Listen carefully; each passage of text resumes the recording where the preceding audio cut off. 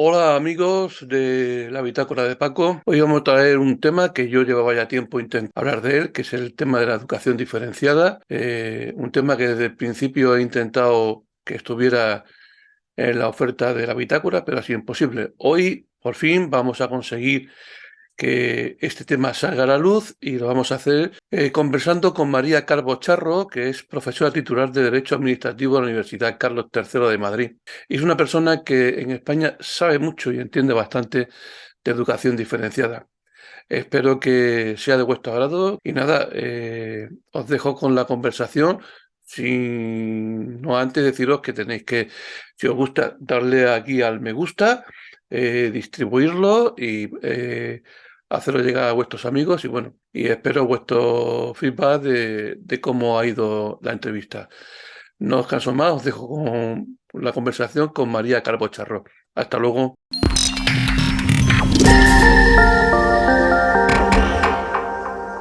Hola amigos de la Bitácora, hoy vamos a tener una conversación con María Calvo Charro.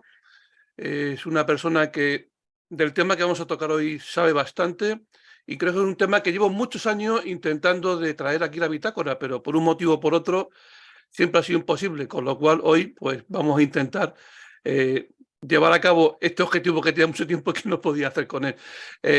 María, muchas gracias por estar con nosotros. A vosotros, a ti siempre. Estoy encantada. Pero me gusta siempre empezar con todos mis invitados diciendo, bueno, más o menos que os presentéis, que habléis un poco de vosotros y un poco a título, bueno, para que la gente ya se vaya adaptando al invitado y, hombre, pone un poquito mejor a sintonía. Ujú. Bueno, estoy casada, llevo 31 años casada con el mismo hombre. Tengo 4 hijos, que son todos ya mayores de edad y bueno, tengo ya 3 que están fuera del nido, con lo cual me queda uno en casa, pero no tengo depresión del nido vacío, sino todo lo contrario, estoy muy feliz de poder retomar mi vida de pareja otra vez, de nuevo, después del deber cumplido, aunque esto evidentemente nunca se acaba, ¿no? No se deja nunca de ser padre-madre. Y profesionalmente me dedico a la universidad, soy profesora titular de Derecho Administrativo en la Universidad Carlos III, donde soy muy feliz, la verdad. Tengo muchísima vocación docente y bueno, pues lo doy todo por los alumnos y recibo muchísimo a cambio. Me gusta mucho escribir, escribo libros, investigo sobre temas relacionados con feminidad, con masculinidad, con familia, con educación y libros que no son jurídicos exactamente. Tuve una época en la que escribía mucho sobre derecho, pero ahora escribo menos porque me he dado cuenta de que estamos en un momento en el que las leyes son bastante disfuncionales, están muy alejadas de la realidad. Son leyes irracionales, ya no es lo que decía Santo Tomás de Aquino de el derecho es el uso de la razón para el bien común, sino que se ha descartado el uso de la razón y mucho se ha descartado también el bien común y por lo tanto, pues en fin, me he tenido que sumergir en otros temas para ver hasta qué punto son delirantes las leyes actuales, como puede ser la ley de igualdad, la ley del aborto, la ley de técnicas de reproducción asistida, la ley del sí es sí, en fin, podría citar muchísimas leyes. Entonces, bueno, el motivo por el que me dedico a temas que no son estrictamente jurídicos es buscar el porqué, antropológicamente hablando, de estas leyes que son absolutamente decepcionantes, delirantes y disfuncionales. No, la verdad, yo totalmente de acuerdo contigo y es más, yo iría un punto más arriba. El sentido común ha desaparecido, es que ya ni se aplica y ni se espera, es lo más triste. Y entonces todo va en este sentido, como bien decías, de todo, pues bueno, fuera de contextos y además lo triste es que muchas veces quien legisla no tiene ni idea de lo que está legislando, que eso es mucho más grave y más triste. Bueno, pero el tema que hoy nos ocupa es la educación diferenciada, ¿vale? Yo cuando empecé este ciclo de conversaciones, como yo le llamo, pues bueno, y tuve gente de la concertada, tuve gente de la pública, pero nunca conseguí gente de la diferenciada, por muchos motivos, bueno, pero que no vienen al caso. Hoy ya contigo consigo superar ese pequeño escollo y entonces me gustaría que me comentaras primero, ¿por qué en España esa sensación de que solamente el sistema pedagógico de lo que es la educación mixta o la coeducación es el único paradigma para poder ejecutar ya no solamente el sistema público, sino el sistema educativo español? Mm. Bueno, hay mucha ignorancia, ¿no? Realmente se identifica la educación diferenciada con aquel modelo del siglo pasado, de los años 50, 60, que separaba a niños y niñas para darles un tipo de educación distinto. Lo identifican con educar a las niñas para que se queden en el ámbito del hogar y educar a los niños para que progresen profesionalmente. Bueno, esto es ignorancia total porque esto ha desaparecido, ha saltado por los aires, es imposible. Y no hay ningún padre ni ninguna madre que quiera esto en un país desarrollado, ¿no? Entonces, bueno, pues es una falacia y es un absurdo. Es más, te voy a comentar, nosotros en la Universidad Carlos III, en el campus de Leganés, que es el campus tecnológico de las ingenierías, tenemos unos cursos que son solo para niñas, solo para mujeres de 8 a 18 años. Unos cursos que van destinados a fomentar que las niñas hagan más ingenierías y entren más en carreras técnicas. Y no se admite ningún muchacho, de manera que es un modelo de educación diferenciada para niñas para favorecer su acceso a las tecnologías. Y bueno, pues como lo hace la Universidad Carlos III, a la que yo adoro, pues en fin, se ve como algo muy moderno, muy progresista, muy innovador, pero en realidad es lo mismo que están aplicando en los colegios y sin embargo cuando se habla de colegios, pues parece que es retrógrado y discriminatorio, ¿no? Pues una de las paradojas en las que nos encontramos actualmente en España es esa, ¿no? En países nórdicos se les está dando premio a la innovación y en otros países hay lista de espera como Reino Unido, Australia o Estados Unidos. Entonces, bueno, pues aquí tiramos piedras contra nuestro propio tejado. Y es absurdo además, te digo, Francisco, porque si hay un momento óptimo para la educación diferenciada es el actual. Nunca ha sido tan necesaria, porque es un momento en el que una pregunta tan sencilla como qué es ser varón, qué es ser mujer, no tiene una respuesta contundente y de sentido común, como tú decías. Y por lo menos en estos colegios se sabe que si vas a un colegio de chicos es porque eres varón y si vas a un colegio de niñas es porque eres mujer. No, aparte, aquí podríamos entrar por muchas vías, porque recientemente estamos con se ha aprobado la ley trans y, por ejemplo, ya sabrás que en los registros civiles hay ahora mismo una eclosión de gente que quiere cambiar su género y ahora ya no soy hombre, soy mujer. O sea, ya no me meteré ahí un poco porque si nos metemos en ese camino vamos a terminar por otro. Pero sí tengo muy claro que una de las preguntas que, bueno, va un poco en la línea que hemos comentado, ¿no? Hemos comentado que efectivamente aquí esa falacia de que la coeducación tiene que ser el sistema referente y no hay más opciones. Y sin embargo, yo tengo la sensación de que la escuela española, el sistema público español, está ideologizado y, si me apuro, está politizado. ¿Me equivoco o es una sensación un poco de un padre, bueno, un padre ya casi abuelo, que es un poco carca? No, vamos a ver, los colegios públicos, los colegios concertados, en la medida en que reciben financiación pública, están muy ideologizados, evidentemente. Es como si el admitir o el asumir un dinero público te obligara a pasar por el filtro de la ideologización, precisamente, ¿no? De la escuela. Y es una pena porque efectivamente esa libertad de cátedra, ese carácter propio, que incluso nuestro Tribunal Constitucional reconoció en el derecho a la educación, esa libertad de enseñanza para los padres, pues ha desaparecido. Entonces es una pena porque realmente el padre que quiere llevar a un hijo con un colegio con un ideario católico, por ejemplo, tiene que pagar un colegio privado porque digamos que se han descafeinado los colegios que tenían ese carácter religioso, que tenían un motivo, ¿no? También, ¿no? Los jesuitas, los maristas, una tradición de enseñanza y de educación docente magnífica y que, sin embargo, bueno, pues al recibir esos fondos públicos se han deshecho. Y en relación con la educación diferenciada, pues ahora mismo, por ejemplo, en Navarra y en Asturias les han quitado los conciertos a los colegios de educación diferenciada. De manera que, en fin, se está afectando directamente a la libertad de enseñanza, a la libertad de elección de los padres. Los padres saben muy bien lo que quieren y además hay demanda, hay demanda. Los padres quieren este modelo educativo. Es una pena que también que no lo haya en centros públicos, desde luego. Mi siguiente pregunta iba por ahí. Realmente, ¿qué es la educación diferenciada y qué realmente ofrece? Porque, claro, Mm. estás en un debate con gente de la pública, ya no de la concertada, pero efectivamente la concertada, soy de la opinión de que efectivamente los colegios concertados de índole católica han dejado de tener su sello personal por el tema económico y no han sabido tampoco adaptar una cosa con la otra, pero al final, eh, ¿qué es la educación diferenciada? ¿Y qué ofrece la sociedad? Porque algo tenemos que ofrecer o se debe ofrecer para que unos y otros peleemos por entrar y conseguir que sea reconocida como un sistema pedagógico mucho más y mucho más en condiciones. Sí, bueno, la educación diferenciada es un modelo educativo en el que se separan a niños y niñas durante unas horas.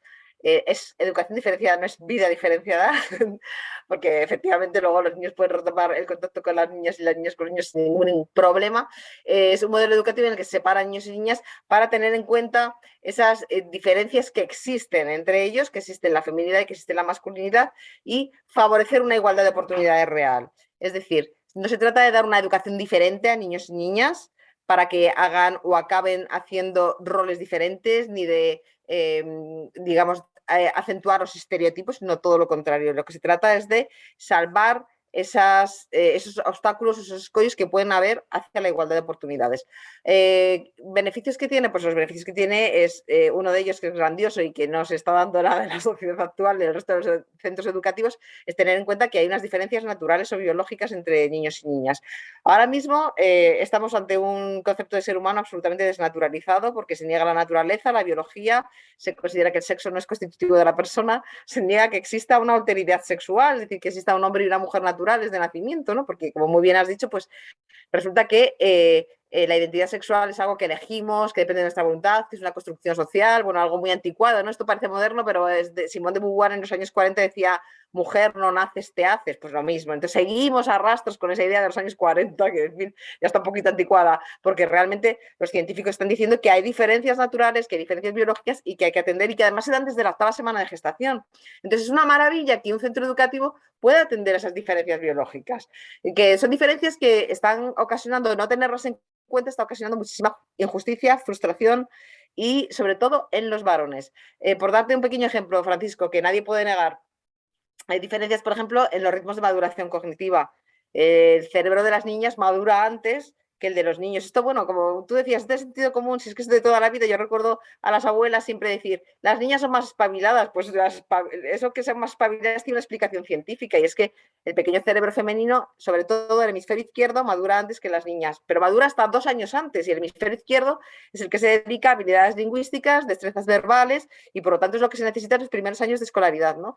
Hay escáneres cerebrales preciosos, hay estudios preciosos con escáneres cerebrales que demuestran que ese pequeño hemisferio izquierdo tiene mucha más actividad desde apenas el nacimiento de niños y niñas, que a los 20 meses las niñas triplican en vocabulario a los varones. Luego los varones nos alcanzan en vocabulario, pero nunca nos van a alcanzar en velocidad al hablar. A los 2 años prácticamente todo lo que dice una niña es inteligible, mientras que un niño, en fin, tarda muchísimo más en hablar.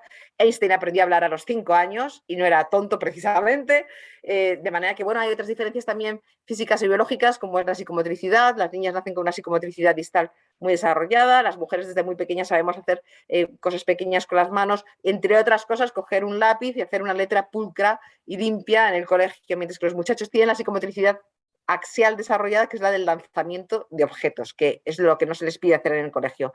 Entonces, no comprender estas pequeñeces, como puede ser también el movimiento de los muchachos, que tiene un crecimiento muscular que es evidente, que es biología, que es naturaleza, porque es la testosterona, que entre los 6 y los 12 años hace que tengan un crecimiento muscular, necesitan más movimiento, necesitan más esparcimiento, necesitan experimentar alivio biológico moviéndose, y bueno, si no se les comprende, pues son malos, son hiperactivos, en fin, y muchos muchachos pobres tiran la toalla, porque es verdad que estamos viviendo un momento de una feminización de la enseñanza muy fuerte. Pero bueno, como has dicho antes, ventajas de la educación diferenciada, pues que se atiende a la biología del niño y de la niña para salvar esos escollos y conseguir una igualdad de oportunidades real. Si se ignoran esas diferencias, cometemos injusticias.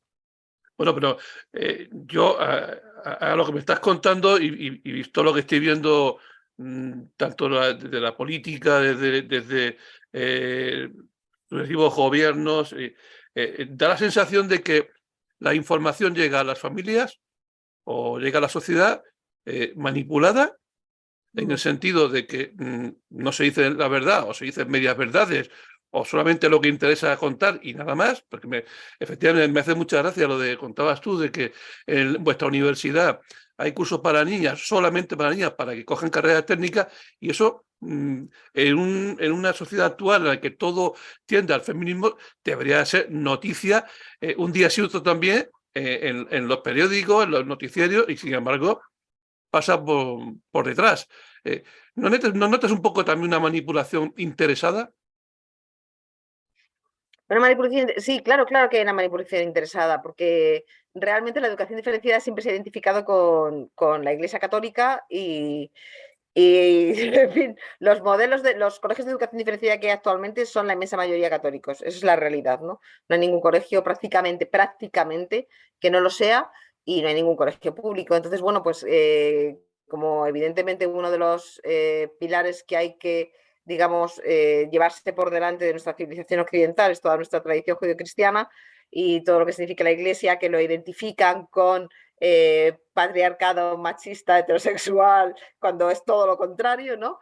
Yo estaba pensando hoy, justamente estos días, pensando en San José y leyendo mucho sobre San José, viendo una figura masculina tan defensora de la feminidad y de la mujer, como fue, ¿no?, valentía de seguir adelante con una criatura que no era suya y salvar la vida, ¿no? Salvar la vida de la Virgen María, pues no entiendo realmente muy bien cómo hemos podido llegar a este punto de tergiversar tanto la historia, porque al fin y al cabo es historia, desechar esas raíces nuestras cristianas y a la vez llevarnos por delante los colegios porque están en manos de órdenes religiosas, ¿no? Pues en fin, como tú dices, hay efectivamente un doble filo de este asunto. La siguiente pregunta a lo que estabas comentando es que, por ejemplo, a mí me sorprende mucho que países como, bueno, con cierta cultura socialista, con cierta perspectiva socialista, como puede ser Inglaterra, en parte Estados Unidos, porque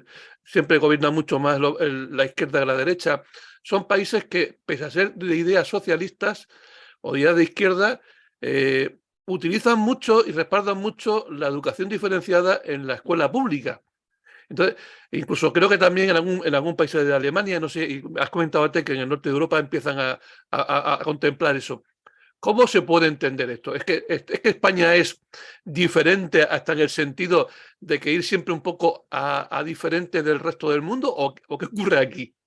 Sí, sí, sí. Bueno, has citado dos países en concreto, Reino Unido y Estados Unidos. Yo creo que los países anglosajones, y también sucede en Australia, son países muy pragmáticos, ¿no? Son países muy prácticos. Se han dado cuenta de que esto funciona, pues vamos a aplicarlo al margen de ideologías, de creencias, de tendencias. Entonces, aquí en España, al contrario, somos muy poco prácticos, ¿no? Entonces, estamos todos muy ideologizados y tenemos muchísimos prejuicios, ¿no? Y muchos dogmatismos, ¿no? Y dogmatismos blindados. Somos, como dice Sabater, somos impersuasibles, ¿no? Entonces, bueno, pues yo creo que eso tiene mucho que ver, ¿no? Nuestra idiosincrasia. Esos países, los países anglosajones, son países muy prácticos. Entonces, bueno, se han dado cuenta de que esto funciona. Efectivamente, se han dado cuenta de que queremos más mujeres ingenieras. Pues hay un estudio que acaba de sacar Reino Unido que demuestra que las niñas que van a colegios diferenciados van entre 8 y 6 veces más a carreras técnicas. Pues entonces apliquémoslo, porque si lo que queremos son niñas ingenieras, vamos a separarlos por sexo, ¿no? Se ha demostrado que también se suavizan los estereotipos. ¿Qué queremos? Pocos estereotipos, vamos a suavizarlos, pues separémoslos. Que el rendimiento académico es magnífico. Se ha demostrado que sobre todo tiene muchísimos buenos resultados en zonas degradadas, zonas de exclusión social, zonas de pobreza. ¿Qué queremos? Que la educación sea la antifatalidad, que podamos romper las cadenas que atan a esos niños a zonas deprimidas, que sus padres no han podido ir al colegio, pues apliquemos la educación diferenciada. Es un problema de ser práctico y también, bueno, pues de buscar el bien común, ¿no? Pero aquí, en fin, como tú bien dices, bueno, pues primero están las ideologías y luego está el bien común. Porque en el caso hipotético de que pasado un tiempo y se consiguiera que, bueno, al final poder equilibrar, poder tener esa opción también, como la educación, tener la educación diferenciada dentro del sistema educativo, ¿cuál sería el encuadre más adecuado para este tipo de pedagogía? Sí, vamos a ver, ahora mismo solamente hay colegios privados, por lo tanto, efectivamente es un modelo del que nos están beneficiando las personas que no pueden pagar un colegio privado. El modelo más adecuado desde mi punto de vista, Francisco, sin duda sería la educación pública, o sea, colegios públicos.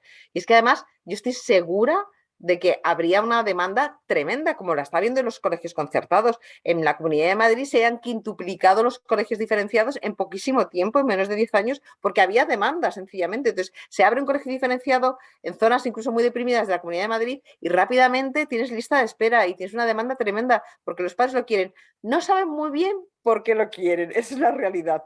Pero se dan cuenta de que funciona, se dan cuenta de que sus hijas están tranquilas, de que los chicos están más controlados y más disciplinados. Y, en fin, pues al final, ¿qué es lo que quiere un padre? Un padre y una madre quieren que esos hijos pues acaben pudiendo volar, pues, acaben siendo independientes, acaben siendo autónomos y acaben siendo felices sus hijos. Y bueno, si aunque no comprendan muy bien la educación diferenciada, ven los resultados, pues lo acaban demandando, ¿no? La educación pública, tendría que haber centros públicos de educación diferenciada para garantizar esa igualdad, ¿no? Y para garantizar lo que hemos dicho antes, y vuelvo un poquito al inicio, Francisco, ahora mismo necesitamos que nuestros hijos, nuestras hijas encuentren, se encuentren a sí mismos, para empezar, porque yo creo que ahora mismo y no es que yo lo crea, es de que hay una filósofa con un libro maravilloso que se llama Gritos Primigenios, María Eberstadt, que dice que ¿quién soy yo? Es el aullido emocional más extendido de la sociedad actual. ¿Quién soy yo? Nuestros hijos no saben responder a esa pregunta, porque no se puede responder con este marasmo que hay de ideas, ¿no? Que niega la naturaleza, que se niega la racionalidad, que se niega la trascendencia. Entonces es normal que esa pregunta no tenga respuesta. El conócete a ti mismo debe ser una prioridad en cualquier escuela. Y yo creo que ahora mismo la educación diferenciada es la que está dando prioridad a esa pregunta, a esa respuesta, a ese aforismo que estaba ya en el oráculo de Delfos y que necesita una respuesta, porque no nos puede extrañar en esta situación que el motivo principal de muerte entre jóvenes de 14 a 25 años sea el suicidio. Porque efectivamente cuando uno no sabe quién es, no sabe si es hombre, si es mujer, si es hijo de Dios, si no, en fin, y nos hemos desestructurado a la familia, pues realmente necesita conocerse a sí mismo para no tener luego un fracaso existencial. No dice Javier Slatter, que es un psiquiatra magnífico, que el desconocimiento de uno mismo es un campo abonado para tener un fracaso existencial y esto no nos lo podemos permitir con los hijos, ¿no? Entonces, bueno, pues efectivamente yo creo que ahora mismo, y volvemos otra vez a lo de antes, un colegio público diferenciado es un lujo y es una necesidad, yo creo que es una urgencia, sinceramente, para que nuestros hijos emprendan el recorrido hacia el conocimiento de uno mismo y lleguen a comprender o a percibir la belleza de ser hombre y la belleza de ser mujer. Es espantoso pensar que 7 de cada 10 pacientes menores de edad que van solamente en la Comunidad de Madrid a pedir un cambio de sexo son niñas. Eso es escalofriante, ¿no? Con una disforia de género acelerada que efectivamente sabemos, porque lo están diciendo psiquiatras, que no es una disforia de género real, sino que es un problema de contagio social, que pidan un cambio de sexo con todo lo que supone de negación de sí misma, de ablación física, de problemas psicológicos. 7 de cada 10 mujeres, niñas, no encuentran la belleza de ser niña, pues realmente yo creo que es una urgencia ahora mismo ese conocimiento de uno mismo, esa recuperación de la belleza del hombre y la mujer, y que estas escuelas tienen los instrumentos necesarios para ello. No, la verdad es que hablando con lo que estabas comentando, a cuenta del suicidio, a cuenta del tema que, bueno, últimamente raro es el día que no nos encontramos con alguna noticia de que algún menor ha violado o ha hecho intento de violación a otra menor. eh, y, y a mí lo que en cierto modo me viene un poco a la cabeza y en cierto modo me cabrea un poco, entre comillas, por decirlo de manera un poco suave, es un poco la pregunta retórica que hace algunos medios cuando plantean esta noticia. Dice, ¿qué estamos haciendo mal? Hombre, yo soy muy crítico con los medios de comunicación y con la sociedad en general, porque si permitimos que los chavales vivan como ellos quieren vivir, sin darle unas normas, sin darle unos criterios, yo creo que al final lo normal es que nos pase lo que nos está pasando. No lo sé. Sí, estoy totalmente de acuerdo, Francisco. Yo creo que estamos echando leña al fuego que se quiere apagar. Es decir, no queremos niños maltratadores, no queremos chicos machistas, no queremos chicos que sean unos salvajes, pero ahora mismo en las escuelas públicas se está enseñando una sexualidad que es dar rienda suelta a los impulsos más básicos de la sexualidad humana. Es decir, hacer lo que quiero, cuando quiero, como quiero con mi cuerpo. Desde infantil les enseñan la masturbación y cosas así. Entonces, claro, cuando tú a un niño no le enseñas el autocontrol y le dices que la libertad son los impulsos, los deseos, las emociones en rienda suelta, pues evidentemente luego pasa lo que pasa, ¿no? Entonces estamos, como decía al principio, negando el uso de la razón también. Si todos son impulsos y pulsiones sexuales, pues en fin, nos estamos animalizando y por lo tanto estamos, digamos, cercenando las bases de la civilización occidental. Y no nos puede extrañar las manadas, ¿no? Que están muy bien llamadas, son manadas, porque realmente estamos animalizados, hemos perdido el uso de la razón, ¿no? Hemos perdido nuestras bases de la civilización, porque ya decía Platón que las pasiones teníamos que limitarlas con la razón, con el uso de la razón, ¿no? Entonces, bueno, pues entonces estamos echando leña al fuego que queremos apagar.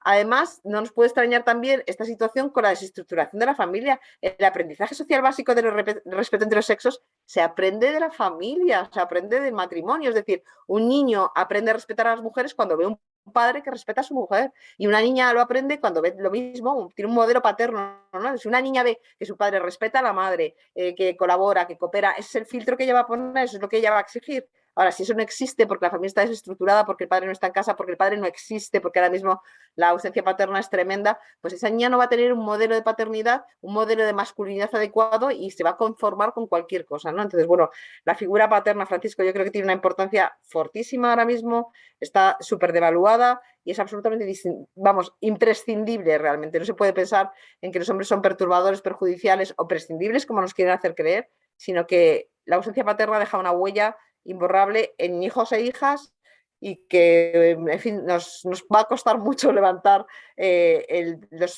los perjuicios sociales que está ocasionando, porque hay estadísticas, como has dicho nuevamente, decíamos antes, los países anglosajones son muy prácticos y en Estados Unidos el censo norteamericano ha hecho estadísticas y ha demostrado que en la base de la inmensa mayoría de los problemas sociales está la ausencia paterna. El 90% de los jóvenes que están en Estados Unidos en prisión han crecido sin su padre. Pero en España, el informe del fiscal de menores del año pasado, el retrato robot del delincuente es joven, varón, sin padre. Y sin embargo no se está prestando la atención que merece esta ausencia paterna, ¿no?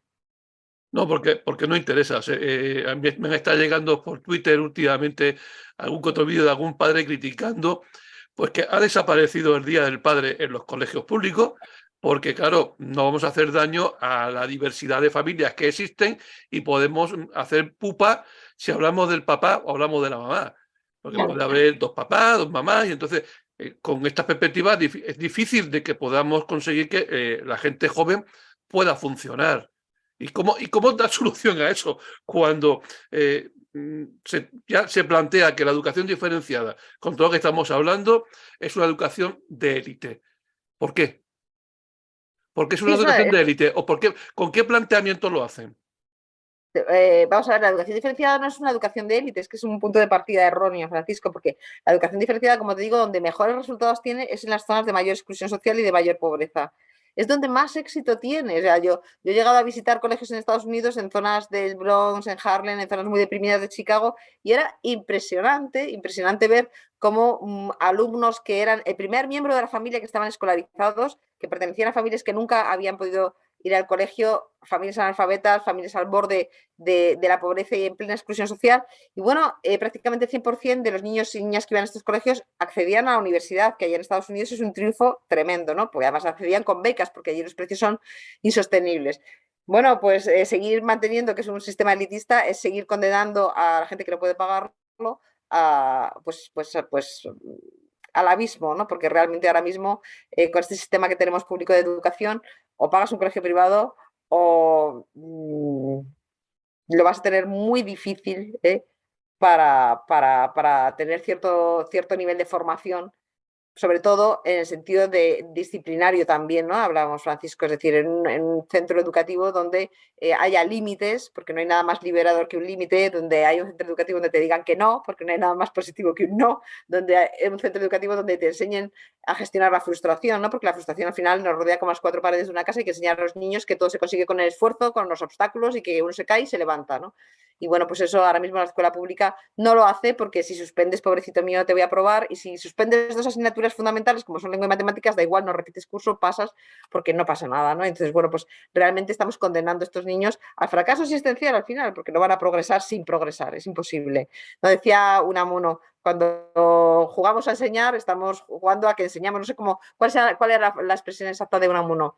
Cuando el profesor enseña jugando, está jugando a enseñar o algo así, ¿no? Es decir, esto no es una realidad, no estamos enseñando, no, estamos jugando a que estamos enseñando, pero esto es una falacia y estamos engañando a los padres y a los hijos. No, yo recuerdo, si no me equivoco, que en la zona de Vallecas está el Colegio Tajamar, que ha sido siempre diferenciado y es de lo que más prestigio tiene en Madrid y yo creo que parte de España, con lo cual, no sé, mejor ejemplo que ese para poder hacer derribar un poco Sí, sí, sí. esa falacia. Maravilloso, maravilloso. Y bueno, Francisco Fuenllana, que está en la zona de Móstoles y de Alcorcón. Fuenllana, por segundo año consecutivo, es un colegio femenino en una zona humilde, de familias humildes, y por segundo año consecutivo le han dado un premio de la OCDE. O sea que, en fin, pero esto no sale en prensa, esto no se conoce, esto no se le da la importancia que tiene, ¿no? Efectivamente. Bueno, y para ir terminando, al final con todo esto que hemos comentado, con este panorama que tenemos en España, eh, es hablar de utopía, pensar que algún día realmente la educación diferenciada formará parte del sistema educativo español como debiera hacerlo ya a estas alturas, o eso es un poco utópico a fecha de hoy. Vamos a ver, a fecha de hoy yo creo que no hay ningún partido político que se atreva realmente a abrir colegios públicos, ¿no? Yo creo que el precio político que tienen que pagar es muy alto, Pero yo tengo mucha esperanza, Francisco, porque realmente es un modelo educativo que está progresando y que se está implantando y que está creciendo cada vez más en los países desarrollados, en los países de nuestro entorno. Entonces, bueno, pues si España se quiere seguir quedando detrás, a la cola de Europa, porque estamos en la cola de Europa, pero fíjate, estamos en abandono educativo, somos el país de mayor abandono escolar, solamente tenemos por delante a Rumanía. Entonces, bueno, pues eso no es ningún privilegio ni es ningún triunfo, ¿no? Tendríamos que pensar qué es lo que está pasando para que nuestros chicos estén en la calle, ¿no? Porque estamos pensando en niños de 12 años que dejan de estudiar, un niño de 12 años no puede trabajar, está en la calle, y lo más fácil es que acabe metido en ambientes marginales que no le convienen en absoluto, ¿no? Entonces, bueno, pues yo, en fin, ojalá tengamos un poco de sentido común, dejemos de ser tan impersuasibles como dice Sabater, y empecemos a pensar realmente en el bien de las generaciones futuras y empecemos a no solamente plantearnos los colegios diferenciados, Francisco, sino plantearnos lo que hemos dicho antes, ¿no? Colegios donde el esfuerzo, la superación de obstáculos, el premio por excelencia sean posibles, ¿no? Que son colegios ahora mismo que también son una falacia. Bueno, para terminar, me gustaría que, bueno, con toda libertad del mundo dijeras algo, bueno, que tú pudieras plantear a esas personas que vayan a ver esta conversación y, bueno, para que les incites un poco a investigar, a bucear, a buscar un poco más de educación diferenciada, porque a veces, bueno, también que la gente, bueno, pues se queda un poquito con ganas de saber más y que, bueno, aprendamos también un poco a ejercer el pensamiento crítico, ¿no? Y a buscar y a bucear con criterio en las fuentes, que también en Internet, aunque tenemos mucha mala influencia, también es verdad que tenemos muchos sitios para poder acudir y conocer y mejorar los conocimientos reales de lo que es la educación diferenciada. Sí, bueno, efectivamente, o sea, yo he visto a cualquier padre, cualquier madre que se pueda, que esté planteándose un colegio para los niños, que se planteen el modelo diferenciado, o cualquier padre o madre que esté teniendo problemas en el colegio en el que estén sus hijos o sus hijas, que se planteen el modelo diferenciado, porque es un modelo en el que, como te digo, se va a valorar, se les va a valorar a los niños como varones y se les va a enseñar a transformarse en hombres, y a las niñas como lo que son, como mujeres, se les va a enseñar a transformarse en las mujeres actuales, en mujeres progresistas, en mujeres modernas, en mujeres que pueden con todo y mujeres pero mujeres, o sea, que no renuncian a su esencia, ¿no? Mira, me gusta mucho una frase de la Madre Teresa de Calcuta, de Santa Teresa de Calcuta, hablando de liderazgo, la invitaron a clausurar el 50 aniversario de Naciones Unidas en San Francisco, hace ya muchos años, y ella subió al atril y habló 3 segundos, era un seminario sobre liderazgo. Y yo creo que nuestros hijos, cuando educamos a nuestros hijos, los educamos para ser líderes, ¿no? En una sociedad, creo que necesitamos líderes, liderazgo de servicio, ¿no? Y ella dijo, así que queréis formar líderes, ¿no? Pues hice las siguientes preguntas. ¿Conocéis a vuestros alumnos? Porque si no conocéis a los alumnos, no generaréis, mejor dicho, si no conocéis a los alumnos, no les comprenderéis, si no les comprendéis, no generaréis confianza y no habrá cambio. Y luego dijo, amáis a vuestros alumnos, porque si no les amáis, no pondréis pasión, ellos no asumirán riesgos y no habrá cambio. Y bajó del atril, este fue su discurso, ¿no? Entonces yo creo que esas dos preguntas son esenciales a la hora de plantearse un modelo de educación. ¿Conocéis a vuestros alumnos? ¿Conocen a los alumnos? ¿Aman a los alumnos? Al final, amar y conocer es lo mismo, ¿no? Decía San Gregorio Magno que el amor es conocimiento, conocimiento de la persona, pero el conocimiento implica conocer el ser humano con su sexualidad. Tú conoces al alumno, conocemos a los alumnos, conocemos que son varones, que son más movidos, más inquietos, más indisciplinados, que necesitan más descansos, que, en fin, que su comprensión lectora es distinta. Conocemos a las alumnas que les baja la autoestima en la adolescencia, que necesitan un empujón, que a lo mejor en matemáticas ellas piensan que no valen, pero que sí valen. O sea, hay que conocer, ¿no? Hay que conocer esa esencia femenina y masculina. Y solamente conociéndoles, pues vamos a amarles, ¿no? Entonces, de manera que, bueno, conocemos a los alumnos. Yo creo que la educación diferenciada tiene respuesta a esas dos preguntas que planteaba la santa, ¿no? La Santa Teresa de Calcuta. Entonces, bueno, pues ahí dejo esto en bandeja para pensar. Y es un colegio, o son colegios que, por supuesto, no discriminan, no segregan.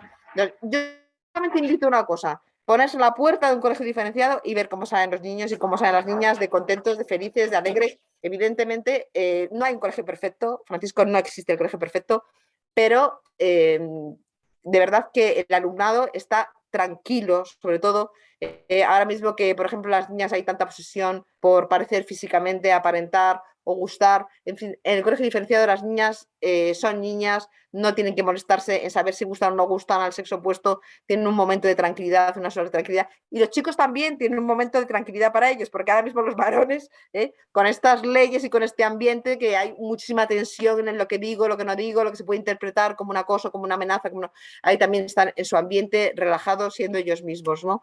Estamos en un momento en el que hay más se habla más de sexo que nunca, se supone que estamos más liberados que nunca y sin embargo la relación entre los sexos es más tensa, más distante, más disruptiva que nunca, ¿no? Y bueno, pues este momento de intimidad, de tener sus horas para ellos solos y para conocerse a sí mismos, merece la pena. Bueno, pues María Calvo Charro, muchas gracias por haber estado con nosotros este ratito y bueno, haber contribuido un poco a la difusión de la educación diferenciada y a comprenderla, entenderla un poquito mejor. Gracias, Francisco, por todo. Ha sido un Bueno, placer. bueno, amigos, pues me despido hasta la siguiente y espero que este vídeo les guste. Ya saben que si les gusta y de su agrado, pues lo distribuyan con tus conocidos, les den a me gusta y nos vemos la próxima. Hasta luego.